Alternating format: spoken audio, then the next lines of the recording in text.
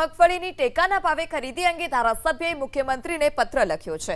ટેકાના ભાવે 200 મણ મગફળીની ખરીદી કરવા માટે માંગ કરાઈ। તાલાલાના ધારાસભ્ય ભગવાન બારડની મુખ્યમંત્રીને રજૂઆત। દરેક તાલુકામાં 2 થી 3 મગફળી કેન્દ્ર ફાળવવા માંગ।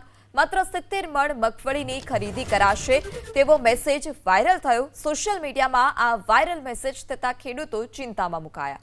મગફળીની खरीदी करवा मांग करवामां आवी छे। आ वर्षे 200 मण मगफळीनी खरीदी करवा माटे मांग कराई।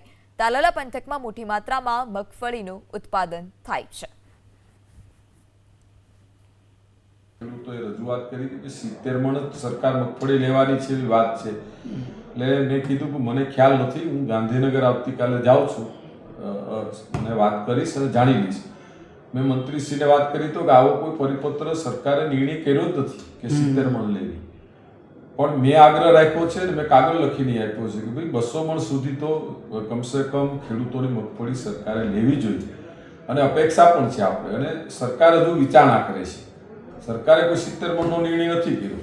બધા ખેડૂતોને હું આશ્વાસન પણ આપું છું કે 70 મણ લેવા માટેનો નિર્ણય સરકારે નથી કર્યો। સરકાર હજુ વિચારણા કરે છે અને અમને પણ અપેક્ષા છે, અમે બધા ધારાસભ્યોએ રજૂઆતો કરી છે એટલે વધારે મગફળી એ ખરીદાશે એવો અમને વિશ્વાસ છે।